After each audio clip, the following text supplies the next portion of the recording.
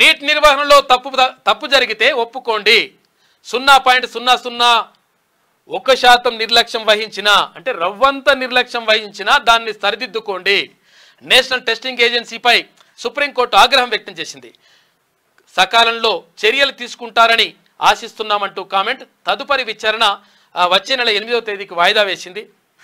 ఇక నీటిపై student March చూసిన ఎంబీబీఎస్ సీట్ల కోసం కోట్ల రూపాయలు ఉంటాయి. కోటి 20 లక్షలు. ఇప్పుడు మల్లారెడ్డి కాలేజీలో అయితే 1,20,50 లక్షల రూపాయలు దాకా ఉంటుంది. మాజీ మంత్రి మల్లారెడ్డి కాలేజీలో అటువంటి పరీక్షను 30 లక్షల రూపాయలకు ఒక్కొక్క పేపర్ అమ్మేసిరట. బట్టి చేసి ఒక్కొక్కరికి 69 ర్యాంకులు వచ్చినాయి. ఫస్ట్ ర్యాంకులు అంటే మొత్తం 100 మార్కులు. 100 మార్కులకు 100 మార్కులు. అసలు అది 100 మార్కులు రావడం అంటేనే ఒకరికి వచ్చుడే కష్టం. తర్వాత ఒకటే సెంటర్లో 6గురికి ఫస్ట్ ర్యాంక్ అట. ఏది 100 మార్కులు. నీట్ ఎగ్జామ్ పేపర్ లీకేజీలు అవకతవకలపై సుప్రీంకోర్టు జడ్జితో విచారణ జరిపించాలని డిమాండ్ చేస్తూ హైదరాబాద్లో విద్యార్థి యువజన సంఘాల ఆధ్వర్యంలో స్టూడెంట్ మార్చ్ నిర్వహించారు. హిమాయత్ నగర్ వై జంక్షన్ నుంచి ట్యాంక్ బండ్ అంబేద్కర్ విగ్రహం వరకు భారీ ర్యాలీ చేపట్టినరు. అక్కడ నిన్న ఏది ఎమ్మెల్సీ బల్మూరి వెంకట్ అన్న కూడా ఇక్కడ ఈ ర్యాలీలో పాల్గొన్నాడు. ఒక్కసారి మనం మాట్లాడేటువంటి ప్రయత్నం చేద్దాం.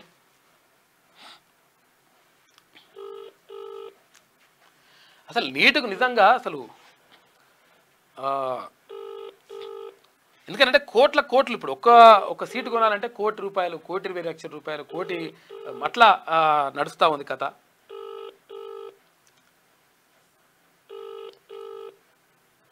నిన్న మొత్తం యువజన సంఘాలు తర్వాత విద్యార్థి సంఘాలు అన్నీ కూడా మొత్తం భారీగా తరలిచ్చేసినాయి. అక్కడ హిమాయత్ నగర్ నుంచి ట్యాంక్ బండ్ దాకా అంబేద్కర్ విగ్రహం దాకా వెళ్ళినారు. అన్నా గుడ్ మార్నింగ్ అన్న. గుడ్ మార్నింగ్ అన్న. అన్న అతను నీట్ పైన స్టూడెంట్ మార్చ్ నిర్వహించింది నిన్న అందులో మీరు పాల్గొన్నారు. ఒక ఎమ్మెల్సీగా తర్వాత ఇప్పుడు విద్యార్థి సంఘ నాయకునిగా గతంలో పాల్గొన్నారు.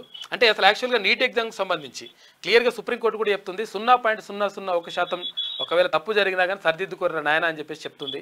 అయినా కానీ మరి ప్రభుత్వం దీని మీద స్పందిస్తలేదు, కేంద్ర ప్రభుత్వం అని చెప్పేసి ఆరోపణలు వస్తున్నాయి. ఏమంటారన్న మీరు? అంటే ఇందులో మెయిన్ పాయింట్ ఏంటంటే ఏ ప్రభుత్వం కానీ ఎగ్జామ్ నిర్వహించినప్పుడు అది కేంద్రం కానీ రాష్ట్ర పరిధిలో రాష్ట్ర ప్రభుత్వాలు కానీ ఎగ్జామ్ నిర్వహించినప్పుడు ఎగ్జామ్ కి అప్లై చేసుకున్న ప్రతి ఒక్క అభ్యర్థికి 100% ట్రాన్స్పరెన్సీ తోటి శాంటిటీ తోటి ఎగ్జామ్ లో ఎటువంటి అవకతవకలు జరగాలని ఒక నమ్మకాన్ని కల్పిస్తూ ఎగ్జామ్ కండక్ట్ చేయాలి. దీన్ని మర్చిపోయి ఏదైతే ఒకటే సెంటర్ లో సీరియల్ ఉన్న స్టూడెంట్స్ కి ఫుల్ మార్క్స్ రావడము, గ్రేస్ మార్క్స్ చేయడము, వారానికి ఒక స్టేట్ లో ఈ రకంగా గందరగోళాలు జరిగినాయని చెప్పి బయటపడడం, స్టూడెంట్స్ అందరికీ కూడా 24 లక్షల మంది పిల్లలకి నిజంగా మేము రాసిన దానికి మా ఫలితాలు వచ్చినా లేదా ఒక డౌట్ క్రియేట్ అయింది. అండ్ అది చాలా స్పష్టంగా కూడా ఏదైతే ఆ సంస్థ కూడా ఎన్టీఏ నేషనల్ టెస్టింగ్ ఏజెన్సీ కూడా చాలా స్పష్టంగా 1500 మంది గ్రేస్ మార్క్స్ చేసిన వాళ్ళకి మళ్ళీ కండక్ట్ చేస్తామని చెప్పి చెప్తున్నారు. అంటే శాంటిటీ ఆఫ్ ద ఎగ్జామ్ అనేది చాలా స్పష్టంగా దెబ్బతిన్నదని మనకు అర్థమవుతుంది. తర్వాత 13 మందిని అరెస్ట్ కూడా చేసిండ్రు. అదే అవకతవకలు జరిగినాయి, తప్పు జరిగిందని చెప్పి తెలిసినప్పుడు ఇమీడియట్ గా ఎగ్జామ్ ని మొత్తం రద్దు చేసి టైం వేస్ట్ చేయకుండా రీ ఎగ్జామ్ కండక్ట్ చేసిన బాధ్యత వారిపైన ఉంటుంది. అండ్ భరోసా కల్పించడానికి సంబంధించి ఎందుకంటే అది ఎలక్షన్ టైం కాబట్టి ప్రధానమంత్రిగా ఉన్న నరేంద్ర మోడీ గారు బయటకు వచ్చి భారతదేశ ప్రజలకి ఒక భరోసా కల్పించాల్సిన బాధ్యత వారిపైన ఉంటుంది. ఇంకా విచిత్రమైన పరిస్థితి ఏంటంటే మే 18th or 22nd రావాల్సిన రిజల్ట్ ఆపి ఏదైతే పార్లమెంట్ ఎలక్షన్ రిజల్ట్ వచ్చిందో సాయంత్రం రిలీజ్ చేశారు. అంటే చాలా కాన్స్పిరసీకి దారితీస్తుంది. అంటే ఉద్దేశపూర్వకంగా ముందే తెలిసి పార్లమెంట్ ఎలక్షన్స్ సాయంత్రం రిలీజ్ చేస్తే ఆ పార్లమెంట్ ఎలక్షన్ రిజల్ట్స్ అందరూ ఆడబిడ్లో ఉంటే ఇది బయట పడదనని కూడా లేకపోతే ఏం జరిగిందని చెప్పి అనేక డౌట్స్ క్రియేట్ అవుతున్నాయి.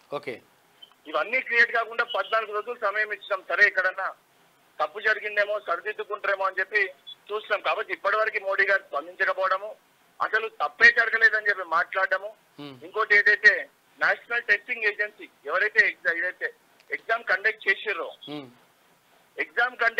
వాళ్ళే తప్పు చేసిర్రు అని చెప్పి తెలిసింది. కండక్ట్ చేసిన తప్పున్నప్పుడు వారి దాంట్లోకెళ్ళే కమిటీ చేసి ఆ చైర్మన్ గారికి మళ్ళీ అథారిటీ ఇచ్చి దొంగతనం ఎవరు చేసిర్రు బయట పెట్టారని ఆయనకే చెప్తారు. దొంగ తాళచీలు ఇచ్చినట్టుంది అంటారు. సేమ్ ఇలా టీఎస్పీఎస్సీ ఎట్లయింది?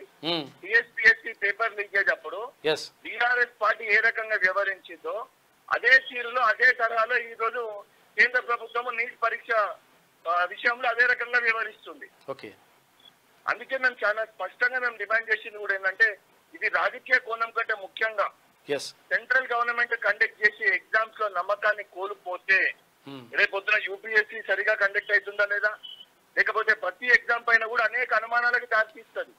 ఒక్కసారి రాసే యువకులకి నమ్మకాన్ని కోల్పోతే, ఆ శాంటిటీని కోల్పోతే ఇంకా ఎగ్జామ్స్ కండక్ట్ చేయడంలో అర్థమే లేదు. సో దానికి సంబంధించి ఇమ్మీడియట్ గా నీట్ పరీక్షని రద్దు చేసి మళ్ళీ కండక్ట్ చేయాలి. సెకండ్ ఏదైతే ఈ మొత్తం విచారణని కూడా సుప్రీంకోర్టు సిట్టింగ్ జడ్జి తోటి ఒక కమిటీని ఏర్పాటు చేసి విచారణ జరిపించి నేరస్తుని కఠినంగా శిక్షించాలి. బాధింపబడ్డ విద్యార్థులకి న్యాయం చేకూర్చాలి. దానితో పాటు నేషనల్ టెస్టింగ్ ఏజెన్సీని రద్దు చేయాలి. కేంద్ర పరిధిలో వీళ్ళు ఎగ్జామ్స్ నిర్వహించలేకపోతున్నారు కాబట్టి రాష్ట్రాలకి ఏదైతే నిర్వహించుకునే అవకాశం కల్పిస్తే రాష్ట్ర పరిధిలో ఆ ఎగ్జామ్స్ ని ట్రాన్స్పరెన్సీగా 100% వచ్చే విద్యార్థికి నమ్మకం కల్పించే విధంగా ఎగ్జామ్స్ రాష్ట్రాలు నిర్వహించుకుంటాయి.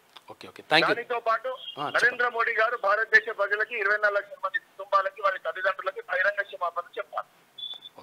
థ్యాంక్ యూ అన్న, థ్యాంక్ యూ. ఇది ఎమ్మెల్సీ బల్మూరు వెంకట్ గారు చెప్తున్నటువంటి మాట. మొత్తం మీద అంటే ఇక్కడ 100% ఇది ఎగ్జామ్ రీకండక్ట్ చేయాలని చెప్పేసి చాలా రాష్ట్రాల్లో కూడా ముఖ్యమంత్రులు కూడా దీనిపైన ప్రకటన విడుదల చేస్తూ ఉన్నారు. 100% మళ్ళీ ఈ పరీక్ష ఏదైతే ఉందో ఇన్ని ఆరోపణలు వచ్చినప్పుడు, ఇంతమందిని అరెస్ట్ చేసినప్పుడు అవకతవకలు జరిగిందని చెప్పి ఒప్పుకున్నట్టే కదా. ఒప్పుకున్న తర్వాత అవకతవకలు జరిగినాయని తెలిసిన తర్వాత కూడా మళ్ళీ దాన్నే కొనసాగిస్తే కరెక్ట్ కాదు.